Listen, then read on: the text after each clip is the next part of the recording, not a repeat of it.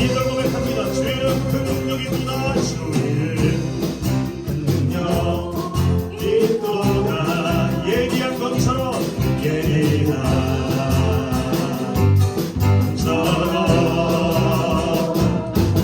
예수의 그 이름 외치며 일어나 나가세.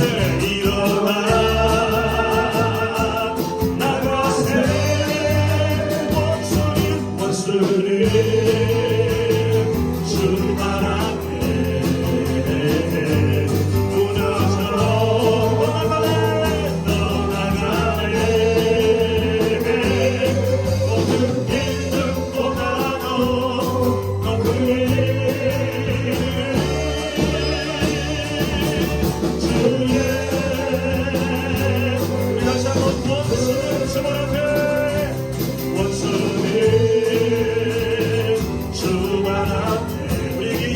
삶입니다. 무너져 떠나가네. 모든 일보다도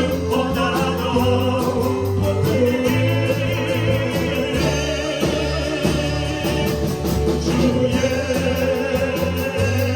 다시 한번 모든 이름보다도 높은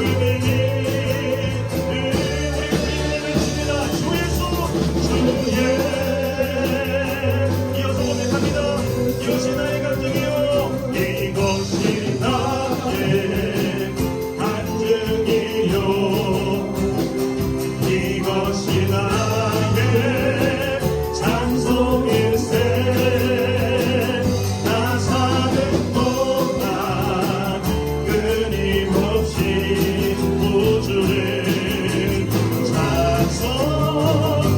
찬송하리로다. 다시 한번 이것이 나의 간증이요. 이것이 나의 찬송일세. 나 사는 동안 끊임없이 우주를 찬송. 우리 다시 한번 나 사는 동안 끊임없이 나 사는 동안 끊임없이 우주를 찬송하리로다.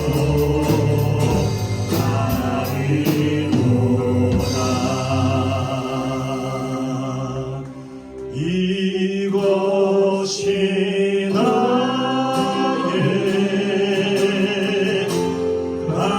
간증이요.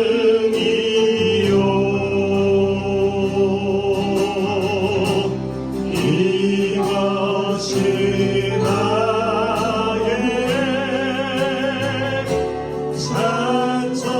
찬송일세. 나 사는 동안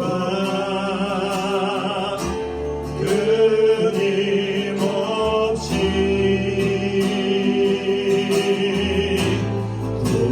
우주를 찬송하.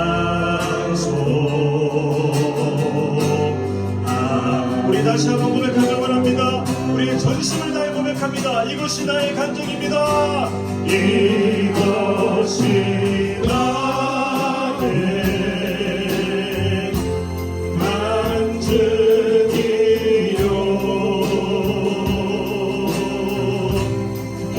이것이 나의 찬송일세. 나 사는 동안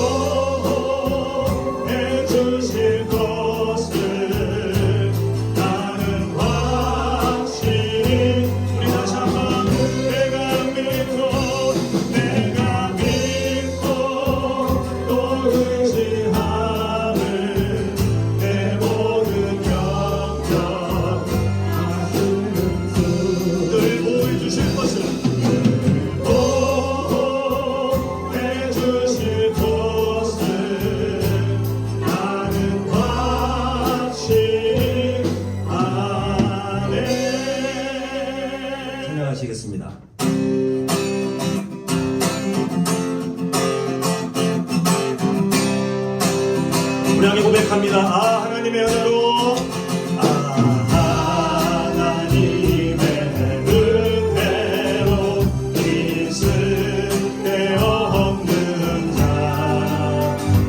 내 구속하여 주는지 난 알 수 없. 이들 고백합니다. 왜 내게 굳센 믿음과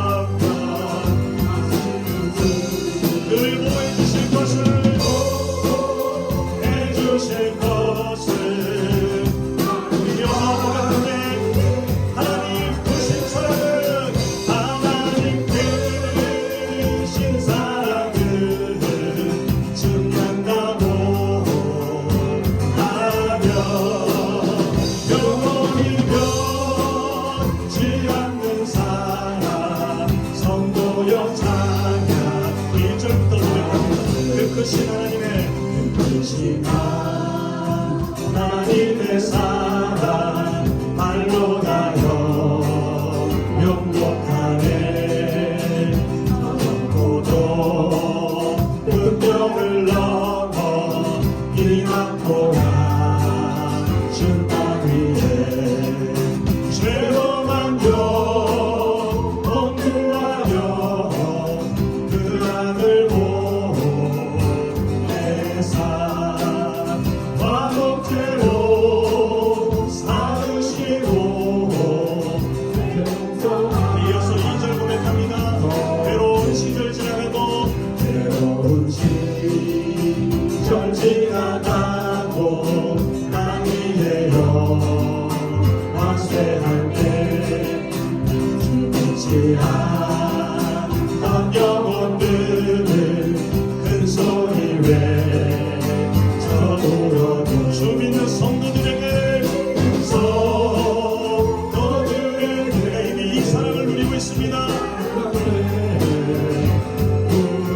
우리의 죄를 사했으니 우리의 죄 사했으니 그 은혜이. 자, 우리 힘차게 고백합니다. 하나님 크신 사랑은 하나님 크신 사랑은 증명하고 하며 영원이면 승리하는 사랑 성도여 찬양. 자, 우리 3절 고백합니다. 하늘을 두루마리 삼고 두루마리 삼고 바다를 넘어 한없는 하나님의 사랑 하나님의 사랑 다 기록할 수 없겠네. 하나님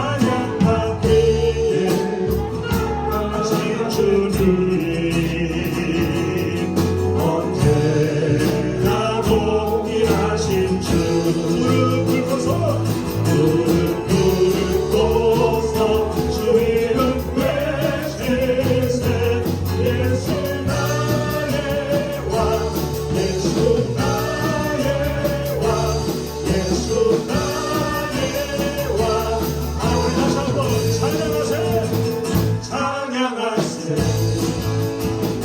찬양하세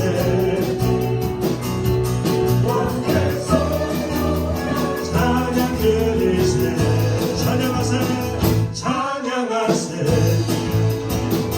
찬양하세 함께 소리 높여 함께 소리 높여 찬양 드리세 찬양하기에 찬양하기에 마땅하신 주님 언제나 동일하신 주 꿇고서 주 이름 외치세 예수 나의 왕 예수 나의 왕 예수 나의 왕 우리 다시 한번 찬양받기에 합당하신 찬양받기에 합당하신 주님 언제나 동일하신 언제나 동일하신 무릎 꿇고서 주 이름 외치세 예수 나의 왕 예수 나의 왕 예수 나의 왕 우리 여섯 번 합니다 난 예수가 좋다 예수가 좋다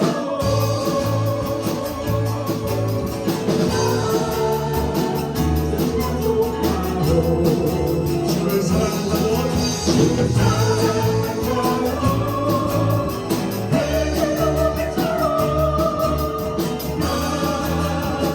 예수를 사랑한다 우리 예수를 고백합니다 많은 사람들 진리를 모르지 주님 곁을 떠나가지만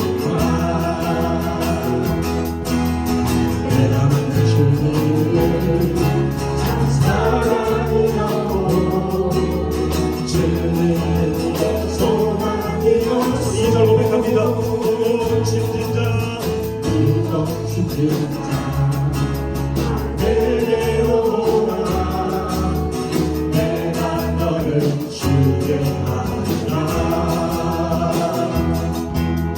믿음의 생명의 길 복된 길이라 항상 내게 들려주셔서 고백합니다 나 예수가 좋다 나 예수가 좋다 나 예수가 좋다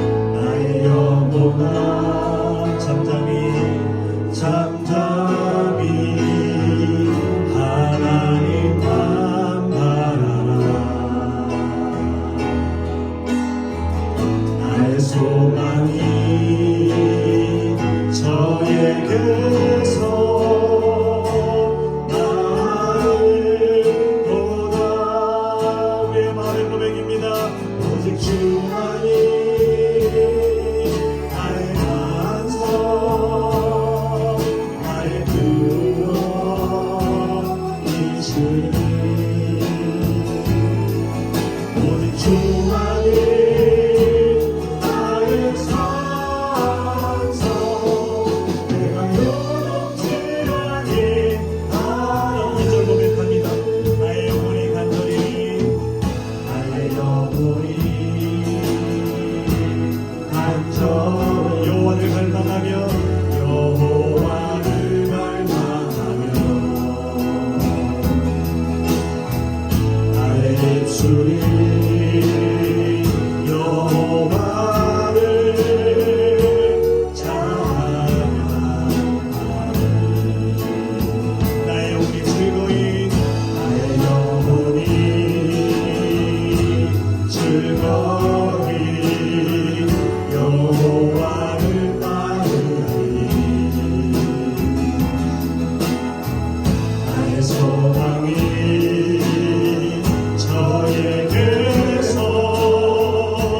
나를 보다 오직 주만이 나의 산성 나의 구원이시니 오직 주만이 나의 산성 내가 요동치 아니 우리 마지막으로 고백합니다. 오직 주만이 나의 간성 되십니다. 오직 주만이 나의 간성 나의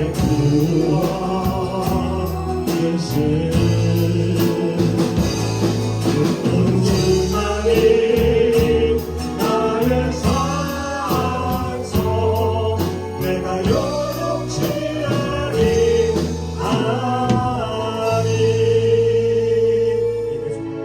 아니하리 말씀으로 이 세상 만물을 창조하시고 우리 인간으로 하여금 땅을 다스리게 하신 하나님 아버지께 이 시간 저희들 감사와 찬양과 경배를 드립니다.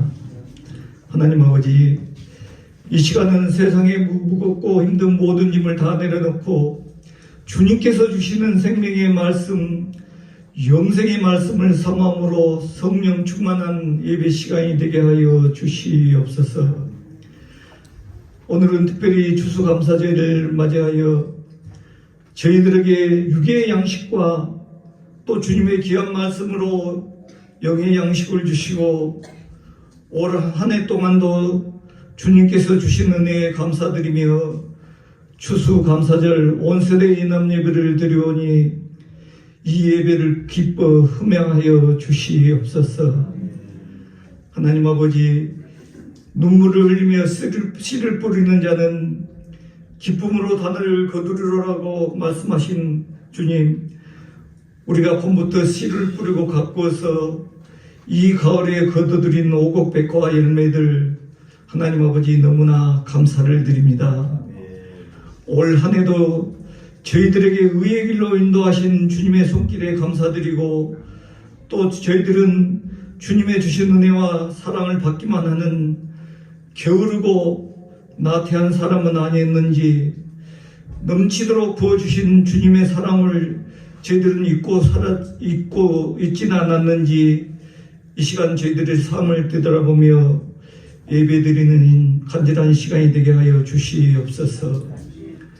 우리 한남재단을 사랑하신 하나님 아버지, 주님의 몸동 교회를 잘 섬길 수 있게 하시고 우리 사랑하는 한남의 성도들을 가정과 직장과 성회의에도 축복하여 주셔서 우리 사랑하는 성도들 궁핍함이 없도록 하시고 또 부족한 모든 것 넘치도록 채워주시옵소서.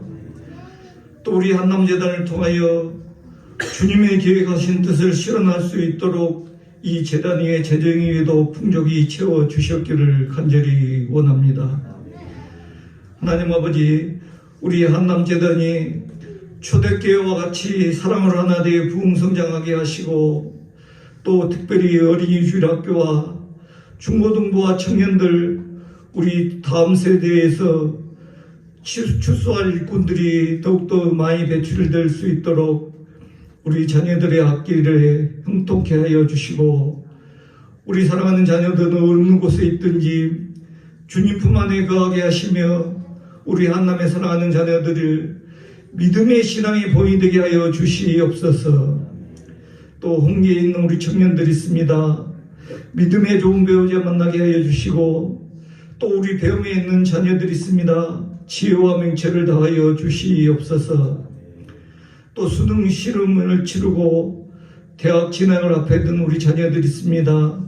그 자녀들 앞길과 장래를 축복하시사 하나님께서 가장 좋은 길로 인도하여 주시고 또 우리 청년들에게도 좋은 직업을 문도 활짝 열어 주시옵소서. 또 우리 교회에 연락하신 성도님들이 있습니다. 또 원치 않는 질병으로 또 사고로 치료 중에 있는 우리 성도들과 가족들이 있습니다. 하나님 아버지, 특별히 송희선 원로 목사님을 기억하시사 남은 생애가 아름다운 삶이 될 수 있도록 하늘의 신령한 복으로 축복하시사 빠른 회복의 역사가 나타나게 하여 주시옵소서. 또 이 나라, 우리 이 나라를 사랑하신 하나님 아버지, 지금은 국제정세가 자국의 보호장벽으로 긴박한 상황이 전개되는 가운데 있사오니 이 나라 대통령과 이정자들에게 솔로몬의 지혜를 대하여 주시고 우리 이정자들이 하나님을 들어가며 국민을 위한 바른 정치를 하게 하시고 이 나라를 믿음의 반석 위에 든든한 주님의 나라로 세워주시옵기를 간절히 원합니다.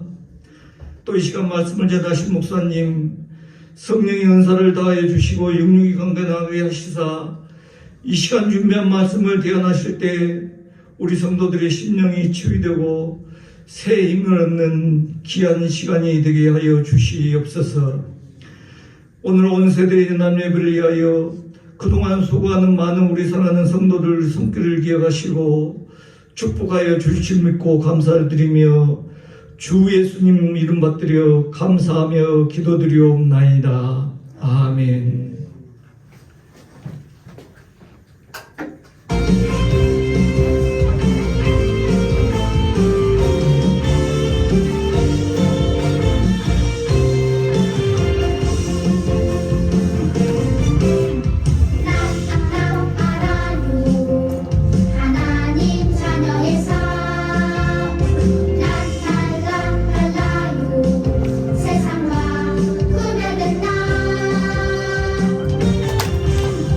하나님 사랑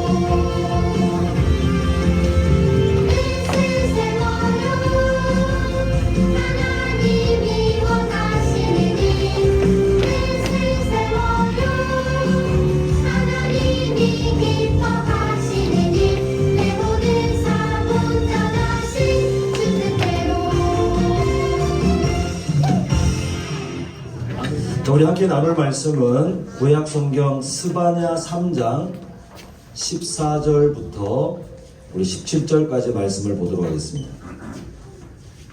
스바냐 3장 14절부터 17절까지 우리 한 절씩 교도가도록 하겠습니다. 제가 14절 읽습니다. 시온에 따라 노래할지어다, 이스라엘아 기쁘게 부를지어다, 예루살렘 따라 전심으로 기뻐하며 즐거워할지어다.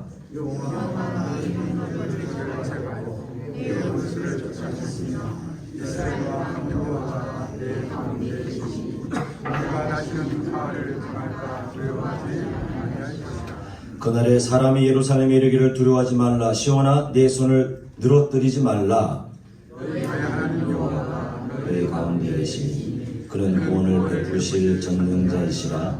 그가 너로 말미암아 기쁨을 이기지 못하시며 너를 잠잠히 사랑하시며 너로 말미암아 즐거이 부르며 기뻐하시리라 하리라. 아멘. 자, 우리 좌우에 계신 분들께 서로 한번 축복하시면 좋겠는데요. 하나님께서 성도님의 마음에 하나님의 뜻을 두셨습니다. 우리 한번 기억하실 수 있겠죠? 하나님께서 성도님의 마음에 하나님의 뜻을 두셨습니다. 함께 서로 인사하시겠습니다. 시작. 하나님께서 성도님의 마음에 하나님의 뜻을 두셨습니다. 이야, 다들 머리가 엄청 좋으셔가지고 말하자마자 다 외워서 잘하시네요. 요번에 그 며칠 전에 수능 시험이 있었죠. 우리 교회 학생도 또 아마 성도님들의 그 손주들 아니면 또 가족들 중에 시험 본 사람이 있었는데, 이런 상상을 해봅니다. 시험이 있기 전 일주일 전에 갑자기 그 학생에게 하나님께서 환상 속에 나타나가지고 시험 볼 모든 문제를 하나하나 답은 안 알려주더라도 양심껏 하나님의 양심에 따라 답은 안 알려주더라도 그 문제를 말해주면 문제의 출제 의도, 무엇을 묻고 있는지를 하나하나 쪽집게 과외처럼 설명해 주신다면 성적이 요번 시험 성적보다 더 올라갈까요? 뭐 별 의미가 없을까요? 올라가요. 당연히 올라가겠죠, 그죠? 특히 뭐 수학이나 이런 거 모르더라도 좀 애매하게 그 출제 의도를 잘 이해하지 못할 경우에 답을 찾지 못할 경우가 있는데, 이 문제가 도대체 뭘 원하는지, 어떤 것을 지금 찾고자 하는지를 알려주면 아마 충분히 그 일주일 동안에 또 고민하고 연구하고 공부해서 그 답을 찾아낼 겁니다. 왜냐하면 의도를 알면 우리가 바른 정답을 찾아낼 수 있기 때문에 그렇습니다. 우리 신앙생활도 마찬가지예요. 하나님께서 우리를 창조하셨을 때에 그냥 기계적으로 어떤 신이란 존재가 있는 게 아니라 하나님이 어떤 뜻을, 아까 전에 서로 인사하셨잖아요. 성도님 마음에 하나님의 뜻을 두셨다고 했는데 뭔가가 있어요. 뭔가를 두시고 그 뜻을 따라 우리를 창조하셨습니다. 그를 뭐 성경에서 그런 말로 안 나오지만 의도라고 한다면, 하나님께서 어떻게 이 세상을 딱 세팅해 놓으셨냐 하면 하나님의 의도, 하나님의 마음, 하나님의 소망을 아는 사람들이 하나님이 준비하신 복을 누리도록 해 놓으셨어요. 아무나 그냥 복을 누리는 게 아니라 하나님의 의도를 알고 하나님의 마음을. 그래서 우리 교회의 핵심 가치는, 제가 진짜 귀에 딱지가 않도록 가끔씩 말씀드리고 있지만, 누구의 마음을 알아가는 게 가장 1순위입니까? 하나님 마음 알아가는 거예요. 우리는 거기에서 실패하면 신앙생활이 다 무너지거든요. 근데 하나님은 감사하게도 애매하게 그 소망을 숨겨두신 게 아니라 출제자의 의도를 그냥 아예 대놓고 너무 적나라하게 우리에게 알려주셨습니다. 그 성경에 그냥 곳곳에 널려 있는데 그 중에 한 구절을 보자면 이렇게 됩니다. 자, 레위기 26장 11절인데, 내가 내 성막을 너희 중에 세우리니, 하나님께서 구원하신 이스라엘 백성들에게 지금 어떤 계획을 갖고 계시는지 보는데요. 내 마음이 너희를 싫어하지 아니할 것이며. 자, 12절 잘 보이실지 모르겠지만 함께 읽어볼까요? 시작. 나는 너희 중에 행하여 너희의 하나님이 되고 너희는 내 백성이 될 것이니라.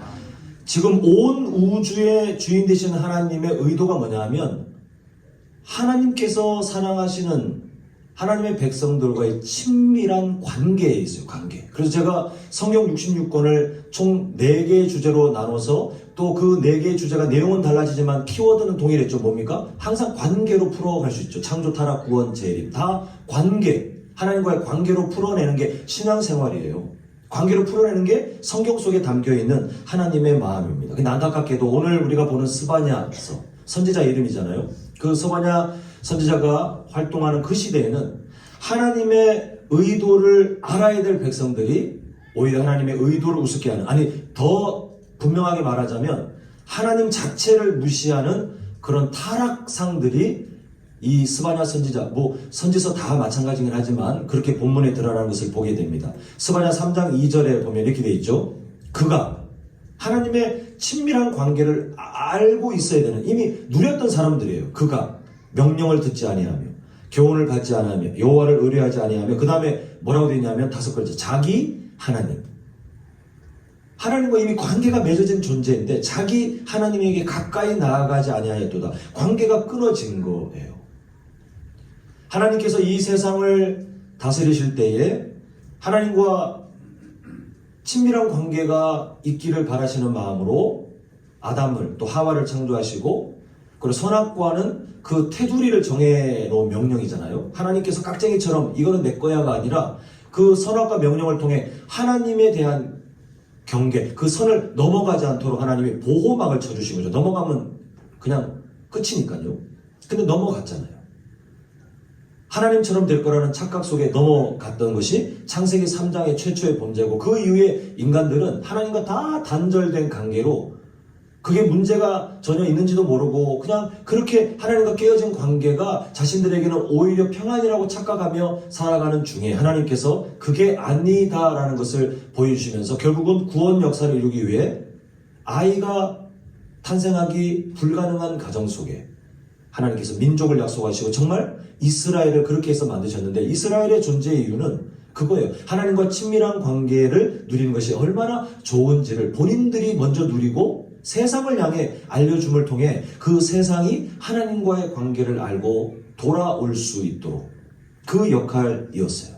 그런데 지금 보시는 것처럼 하나님과 단절된 세상을 오히려 더 사모하고 부러워하고 결국은 스스로 하나님과 단절된 삶을 향해 뛰어들어가며 점점 망해가는 과정이 구약 성경 그 뒤에 나라가 망해가는 과정 속에 다 드러나는 것을 보게 됩니다. 결국 하나님의 복을 누려야 될, 친밀한 관계를 누려야 될 사람들이 어떤 말을 듣게 되냐 하면 이 14절과 15절은 저주예요. 저주.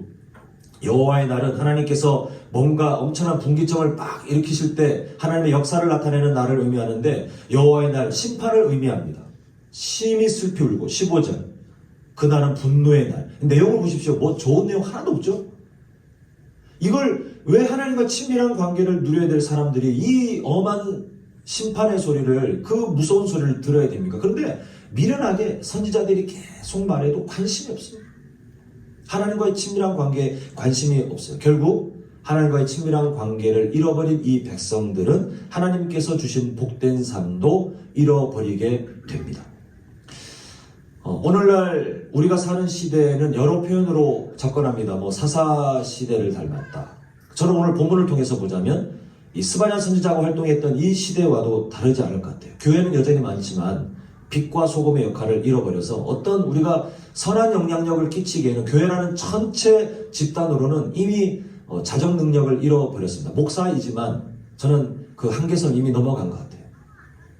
물론 그런 중에도 어떤 교회들, 어떤 목회자들, 어떤 성도들은 바르게 살기 위해서 하나님의 말씀을 따라 세상 속에서도 선한 영향력을 끼치고 그렇게 진리를 따라 살아가려고 하지만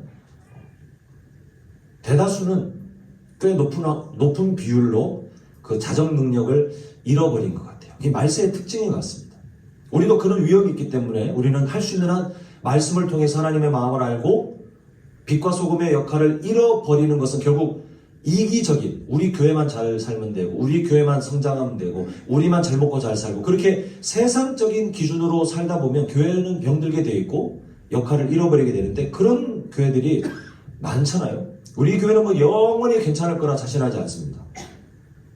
제가 정신 못 차리면, 성도님들 정신 못 차리면 우리도 똑같이 빛과 소금의 역할을 잃어버리는 교회가 될 것이기에 우리가 조심해야 되겠는데, 우리는 그런 시대를 살고 있어요.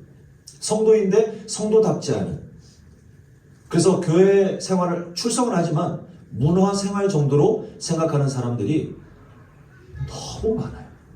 저는 우리 교회 성도님들과 가족들 중에는 한 분도 없었으면 좋겠는데 모르겠어요. 너무 교회 생활이 문화가 되어 버렸습니다. 결국 스바냐 1장 12절 중간 내용에 이런 표현이 있는데, 그 시대 하나님의 백성들이 이렇게 하나님을 인식한 거예요. 여호와께서는 복도 내리지 아니하시며 화도 내리지 아니하시죠. 이게 무슨 말이냐면요, 하나님이 무능한 하나님, 아니면 우리와 그다지 관계가 없는 그런 기독교인들 진짜 많다니까요. 교회 출석은 합니다만, 어떤 사회생활 속에 또 부모님 때문에 억지로 다닙니다만 하나님이 그런 존재로 느껴져요. 멀리 내 삶에 그다지 영향력이 없어요. 그냥 현실 속에서는 세상의 방법을 따르는 게 지혜라고 생각해요. 정말 그렇게 믿는 분들을 정말 많이 봤습니다. 그러니까 하나님의 존재가 무시당하고 있는 그런 시대. 교회는 참 많고 교회 기술도 높아지고 뭐 문화도 발달하고 그렇지만 오히려 하나님이 그렇게 세상 생활 속에서 무시되고 있는 그런 시대. 우리는 그런 시대를 살고 있습니다. 그런데 하나님께서 그 시대 가운데 하신 말씀이 있어요.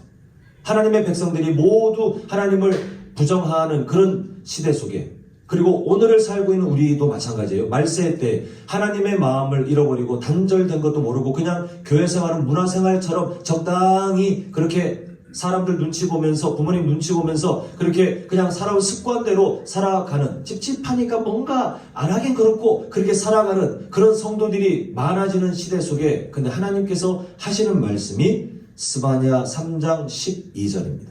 보면 하나님의 의지예요. 내가 곤고하고 가난한 백성을 내 가운데 남겨두리니 그들이 여호와 이름을 의탁하여 보호를 받을지라. 이거를 그냥 보여지는 글자로 읽으면 오해하기 딱 좋습니다. 하나님께서 가난한 사람들을 왜 갑자기 등장시키지? 여기서 말하는 곤고하고 가난한 백성은 그게 아니에요. 이게 어떤 의미냐면, 그 시대가 하나님을 떠나 강대국을 의지하고 그리고 우상 숭배를 해야 잘 먹고 잘 산다는 게 팽배한, 그냥 모두가 거의 대부분이 그렇게, 그런데도 하나님은 섬긴다는 이 혼합주의에 빠져있던 시대 아닙니까?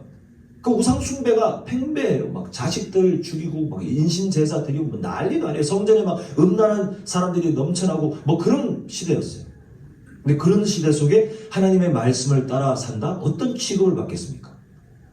오히려 어려움을 당하는 거예요. 지금 그래서 이 표현을 살짝 그 의미를 전달하기 위해서 제가 바꿔봤습니다. 보면, 내가 믿음을 지키느라 고생하는 성도들을 네 가운데, 그 하나님 나라 가운데 두리니 그들이 누구의 이름을 의지해요?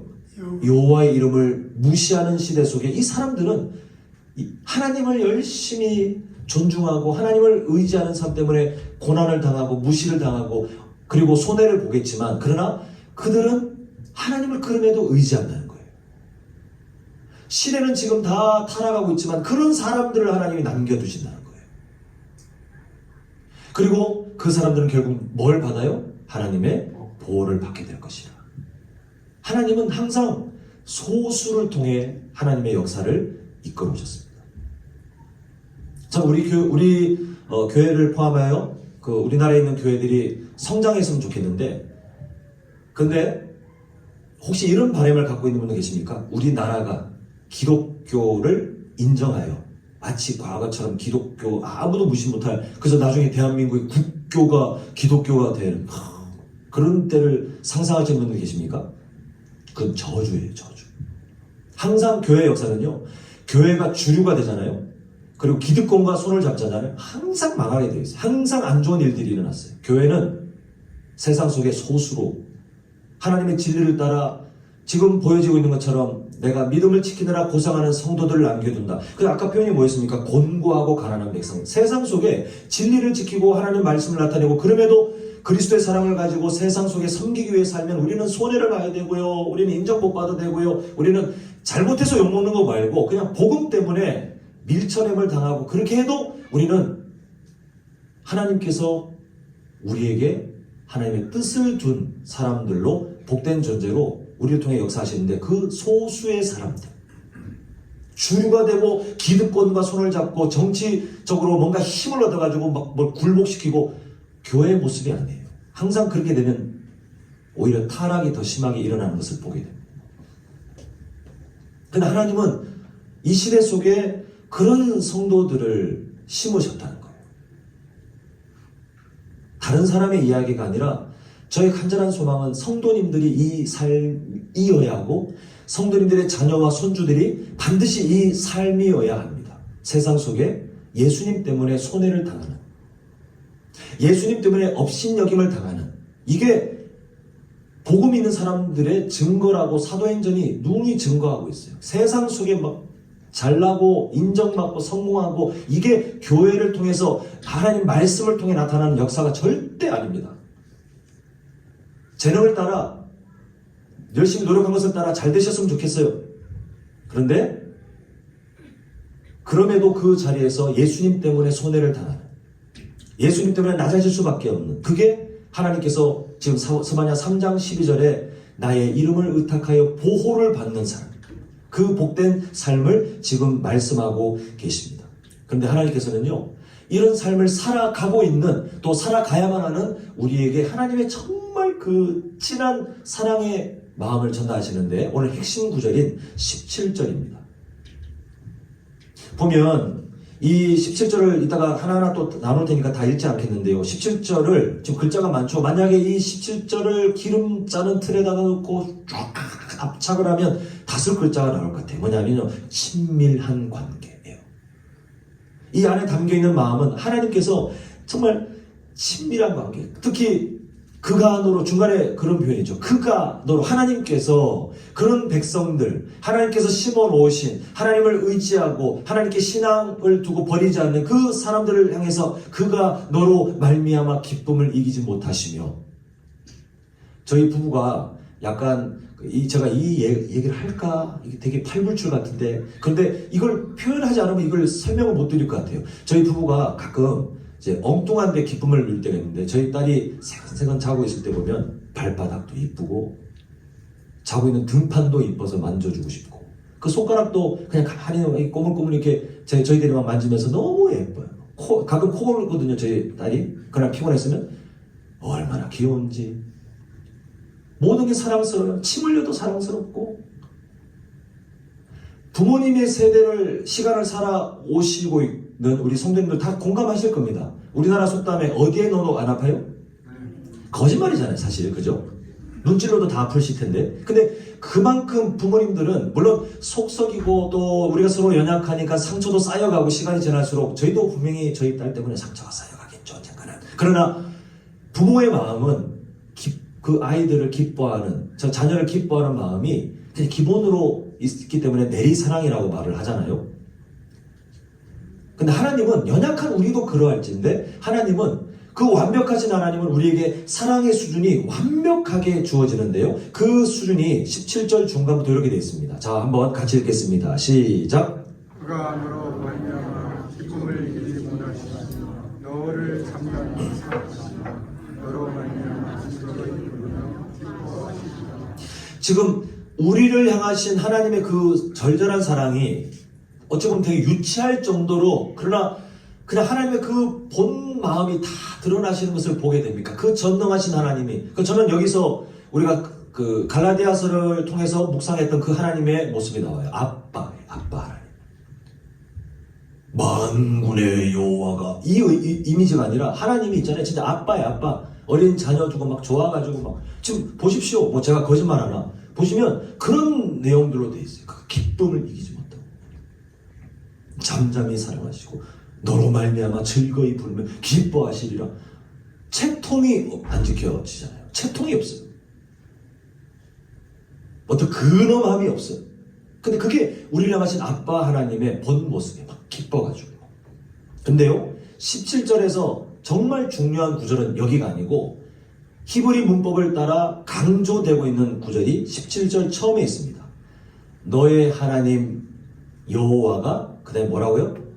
너의 가운데 계시니. 훗날 예수님의 별명 임마누엘, 그 이름이 정말 그대로 적용돼서 예수님의 십자가 사랑이 완성된 다음에 성령 하나님이 예수님 믿는 각 사람에게 어떻게 해 계세요? 들락날락 그냥 왔다가 기분 나쁘면 떠나버리시고 그렇게 하십니까? 아니, 우리를 돕기 위해 하나님이 아예 그냥 임재시켜 놨기 때문에 우리는 하나님의 성전이에요. 연약하지만 성도님들이 뭐가 잘나서 그때 잘나는 게 좀 쌓여지면 하나님의 성전 이게 아니라 연약하지만 그분이 계시기에 우리는 성전이므로 더 열심히 살자. 이게 성경의 가르침인데 하나님의 함께 계심 이게 엄청난 은혜예요. 제가 이 비유를 하려고 저희 교회 사다리 이렇게 긴 거 있거든요. 갖다 놓고 할까 하다가 그냥 말로만 그러면 성도님들이 되게 신경 쓰실 것 같아서 한번 상상해 보세요. 세상의 종교는요. 하늘 끝까지 닿는 긴 사다리를 사람들이 올려놓고 올라가는 거예요. 자기가 선행을 하고 또 득도를 하고 올라갈 수 있다고 믿지만 닿을 수가 없어요. 인간의 노력으로 닿을 수가 없어요. 올라갈 수가 없어요. 올라가지만 그냥 올라가다가 올라갈 수도 뭐 많이도 모르고 올라가다가 그냥 세상 끝나는 거예요. 그냥 세상 떠나게 되어 있어요. 근데 자기들은 그게 마치 뭔가를 득도하는 것 같은데 그 뭐 이루어질 수 없는 일이에요. 근데 하나님은 어떻게 하시냐면 그 하나님이 아예 내려오신 거예요. 왜 내려오셨냐면 너희들 어차피 못 올라와 고생하지 마. 내가 내려올게. 내가 내 아들 예수의 보혈을 통해 나를 만날 수 있도록 내가 다 해결할게. 너희들이 갖고 있는 연약함을 내가 다 해결할게. 이제 그렇게 말씀하는 거예요. 예수님은 우리에게도 마찬가지예요. 올라오려고 아등바등하지 마. 우리 갈라디아서를 통해 보고 있는 게 뭡니까? 인간의 행위로 뭔가 얻으려고 착각하지 말라는 거잖아요. 회개 많이 해서 천국 간다. 저는 이런 분들을 요즘에도 그 SNS 가끔 올라오는 글들 보면 그렇게 말하는 분들이 있는데 진짜 안타까워요. 무슨 회개를 많이 해서 천국 가요. 그런 약속이 어디에 있어요? 우리가 구원받은 은혜가 너무 감사하게 더 열심히 회개하는 거지 천국 가려고 회개 안 된다고요. 성경 많이 읽고 교회 봉사 열심히 하고 뭐 헌금 많이 내고 그걸로 천국 가고 그게 거룩해. 아니요. 사단이 그렇게 해서 올라가 봐야 못 올라가요. 얼마 올라가지도 못해요. 그래서 하나님이 하시는 말씀이 그렇게 해봐야 너희들 아등바등 해봐야 못 올라오니까 내가 내려올게. 내가 너 옆에 있을게. 나랑 함께 가까이 살자. 이게 기독교에서 말하는 복음이에요. 지금 우리가 보고 있는 너희 하나님 여호와가 너희 가운데 계시니가 바로 그 의미예요. 하나님이 그냥 멀리서 계시면서 그냥 의미만 전달하는 게 아니라 내가 너희와 함께 있을게. 내가 너희들을 사랑으로 가까이 가서 친밀한 관계를 누리고 싶어. 창세기 때부터 나왔던 하나님의 마음은 변함이 없이 계속 유지되어 이 선지서를 통과하여 나중에 예수님의 십자가 사랑을 통해서 완성하고 그 이후에 오늘을 살고 있는 이 말세 시대에도 하나님은 여전히 이 마음, 하나님의 의도라 그랬잖아요. 친밀하게. 너희들과 가까이 있고 싶어. 내가 내려올게. 내가 내려와서 같이 있을게. 이게 하나님의 사랑이에요. 그 신앙생활은 이 하나님의 함께 하심을 이해하는 자리에서부터 시작되게 됩니다. 사랑하는 성도 여러분, 한번 여쭤보고 싶어요. 대답 안 하셔도 되지만 한번 생각해 보세요. 성도는 1년 중에 몇 번 감사하면 적당할까요? 성도라면 1년 중에 몇 번을 감사하면 그래도 이 정도면 선방했다 싶을까요? 이렇게 절기 때, 추수감사 때 그동안 못했던 거 쫙 모아가지고 막 무슨 바닥에 떨어진 동전 줍는 것처럼 억지로 막 해서 그때 뭔가 감사합니다. 이렇게 숙제하듯이 던지고 그 다음 절기 때까지 또 우리가 그냥 일상을 살다가 또 그 절기가 다가오면 또 막 동전 줍는 것처럼 주워가지고 억지로 막 쥐어짜듯이 감사합니다. 이렇게 살면 적당할까요? 아니면 좀 선심 써가지고 그래 하나님 저 선심 씁니다. 일주일에 한 번, 주일 때마다 감사합니다. 그 일주일에 한 번씩, 1년에 한 52번 정도 감사하면 적당할까요? 성도에게 감사의 횟수는 사실은 멈춤이 없어야 돼요. 1년 365일 항상. 착각하시는 게 있는데, 그게 마치 하나님의 뭔가 결핍이 있어서 하나님께서 우리가 막 감사하면 그것 듣고 하나님의 외로움을 극복하고 하나님이 마음이 위로되고 그래서 우리에게 요구하시는 게 아니라 사실은 감사를 왜 그렇게 우리에게 1년 365일 그렇게 살아가도록 하시냐 하면 그렇게 살아가야 우리가 성도답게 살 수 있기 때문에 그래요. 우리가 감사하는 자리를 잃어버리는 순간 우리는 교회답지 않게 되고 성도답지 않기 때문에 하나님은 끊임없이 우리가 일상의 감사가 회복되길 바라고 계십니다. 우리가 갈라디아서 연구를 통해서 보고 있지만 신앙생활의 동기는 뭐라 그랬죠? 벌 받을까봐 두려워서 말씀에 순종하려고 하고, 벌 받을까봐, 아니면 뭔가 내가 지금 뭔가를 얻어야 되는데 이렇게 안 하면 못 얻을 것 같기 때문에 그 찝찝한 마음 때문에 주일날 예배를 드리고, 이거는 신앙생활의 동기가 아니에요. 이거 완전 잘못된 가짜 동기예요. 이거는 하나님께 우리가 성도로 살 수 없습니다. 우리가 성도가 맞다면, 구원받은 사람이 맞다면, 와, 나 같은 사람이 구원받았다고? 우리는 천국 가는 그때까지 가끔씩 넋이 나간 것처럼, 와, 예전에도 생각했지만 나 같은 사람이 구원받았다고? 하나님 감사합니다. 우리 신앙생활은 여기서 출발하는 거예요. 항상. 한번 저를 따라합니다. 구원받은 사람은 감사로 살아가야 합니다. 우리에게 감사한 마음이 있는 만큼 우리는 유혹을 이길 수 있는 힘을 얻어요. 성도님들이 거울 보고 결단하면서 내가 오늘은 절대 죄를 짓지 말아야지. 아니요. 하나님께 감사한 마음이 오히려 채워지는 만큼 유혹을 이길 수 있고요. 감사하는 마음이 있는 만큼 혹시 삶에 어려움이 있다 할지라도 흔들리지 않는 믿음을 배울 수 있고요. 감사하는 마음이 있는 만큼 더 능동적으로 어떻게 해야 하나님을 기쁘시게 할까? 자신의 삶의 비전을 찾아낼 수 있습니다. 감사가 없는 사람들은 쥐어짜도 안 나와요. 쥐어짜도 안 나와요.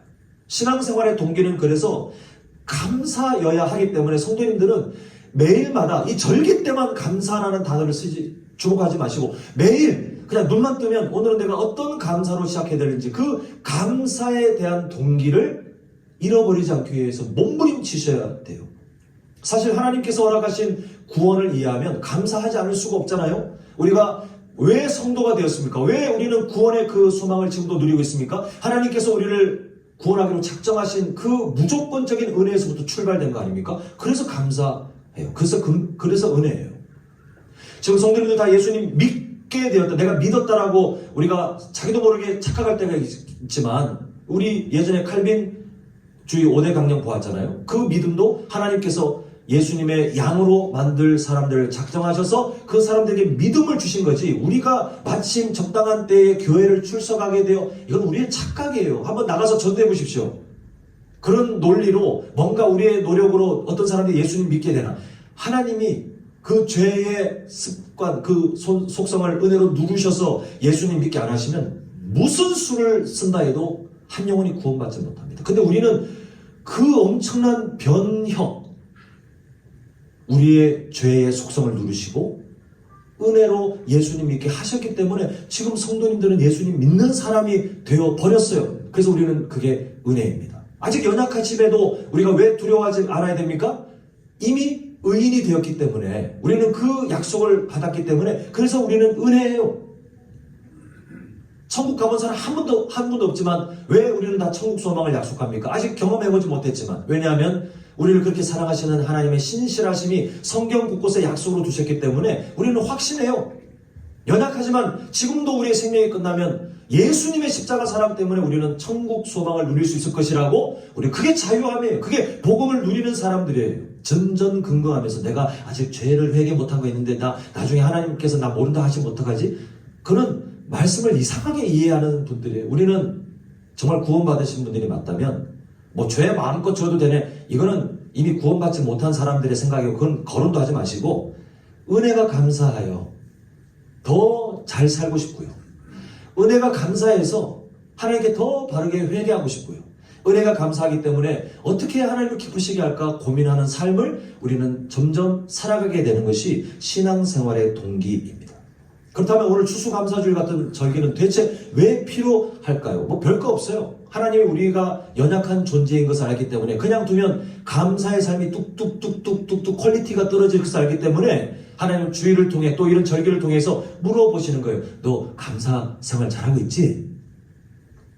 내가 너를 나의 자녀답게 살 수 있도록 그렇게 감사하는 삶을 가르쳐놨고, 또 구원의 그 은혜를 감사해 네가 정말 능력을 누리고 네가 정말 힘을 얻고 너의 삶에 평안이 넘치는데 그 감사 지금 잘 살고 있지? 라고 중간 점검을 하라고 절기를 두신 거예요. 그 절기에 대한 이해를 잘 하시면 좋겠습니다. 이걸로 무슨 숙제한 것처럼 야 이거 했다 끝났다 이제 몇 개월은 버틸 수 있다, 이게 아니라 매일 감사해야 되는데 지금 내 감사가 건강한가?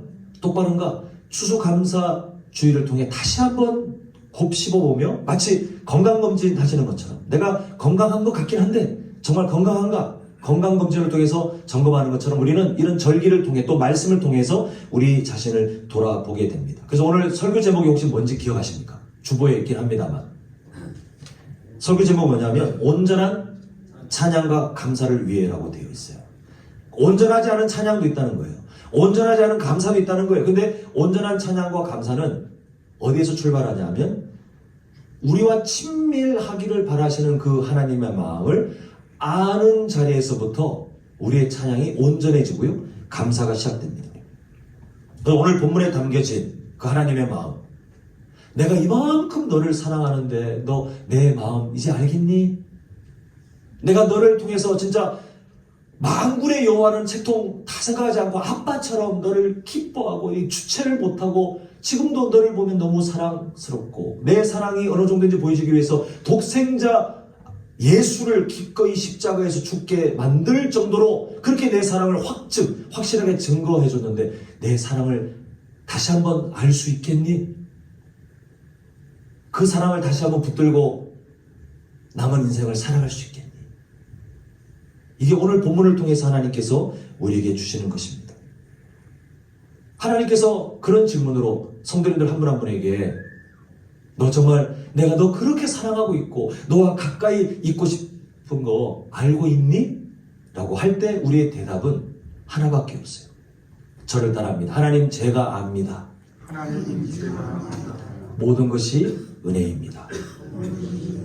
그게 우리의 할 수 있는 유일한 답변인 것 같아요. 이제 말씀을 맺겠습니다. 오늘 이 자리에 계신 성도님들 또 우리 어린 자녀들 또 멀리 출타해 있기 때문에 함께 이 자리에 있지 못하지만 또 서로 연결되어 있는 우리 성도님들의 가족들 모두가 하나님께서 우리에게 더 복된 삶을 살도록 감사의 삶을 가르치시고 또 그 은혜 가운데 살도록 하시는데 우리 성도님들이 그 감사를 잃어버리지 않는 매일마다 다시 확인하고 매일마다 구원의 은혜로 하루를 시작하고 하루를 마감하고 그렇게 살아가는 복된 삶이 되셨으면 좋겠어요. 그때 우리가 정말 성도답게 살 수 있고 교회답게 살 수 있고 흔들림 없는 그리스도인으로 살 힘을 우리가 얻게 됩니다.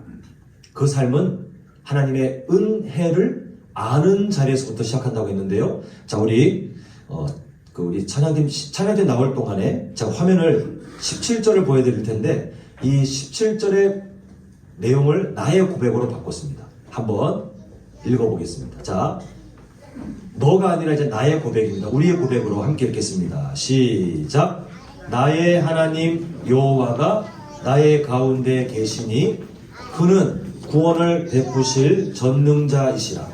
그가 나로 말미암아 기쁨을 이기지 못하시며 나를 잠잠히 사랑하시며 나로 말미암아 즐거이 부르며 기뻐하시리라. 나의 하나님 여호와가 나의 가운데 계시니 예수님의 십자가 사랑을 통해서 우리에게 그 사랑을 주셨고 그 사랑이 지금 사라진 적도 없고 앞으로도 사라지지 않아요. 그래서 우리는 우리의 인생을 통틀어 할 수 있는 말, 이번 주제처럼 모든 것이 하나님의 은혜입니다. 우리가 그 은혜를 인정하고 감사하는 마음으로 우리 시간이 많이 가긴 했지만 뭐 어떻습니까? 이렇게 말씀의 은혜로 함께 우리가 교제하는 것도 또 천국의 기쁨을 누리는 방법인데 우리 이 결단 찬양 함께 봉헌 찬양으로 함께 고백하면서 하나님께 나아가겠습니다. 자, 우리 말씀을 기억하며 고백합니다. 내가 지금까지 지내온 것은 우리 답은 이거 하나밖에 없어요. 주의 은혜라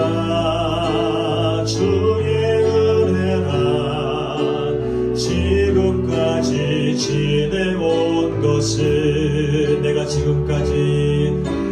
지금까지 지내온 것은 주의 은혜라 지금까지 지내. 우리 2절 고백해볼까요? 내가 하나님의 자녀 된 것은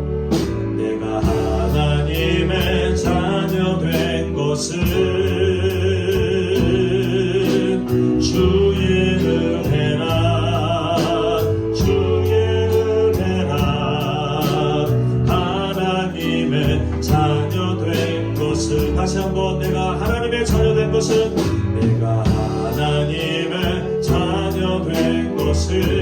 답은 하나입니다. 주님 은혜밖에 없습니다. 주의 은혜라 주의 은혜라 하나님의 자녀 된 것은 우리 고백합니다. 주의 은혜라 주의 은혜라 주의 은혜라 하나님의 자녀 된 것은 하나님의 자녀 된 것은 주의 은혜라 주의 은혜라 주의 은혜라 하나님의 자 우리 목소리 높여 고백합니다. 내가 이 자리에 서 있는 것은 내가 이 자리에 서 있는 것은 우리 신앙 고백으로 주의 은혜라 주의 은혜라 내가 이에 서 있는 것은 우리 한번 다시 고백합니다. 내가 이 자리에 서 있는 것은 주의 은혜라 주의 은혜라 주의 은혜라 이 자리에 서 있는 것을 우리 함께 고백합니다. 주의 은혜라 주의 은혜라 주의 은혜라 이 자리에 서 있는 것은 주의 은혜입니다. 주의 은혜라 주의 은혜라 우리 마지막으로 1절 후렴으로 고백합니다. 주의 은혜입니다. 주의 은혜입니다.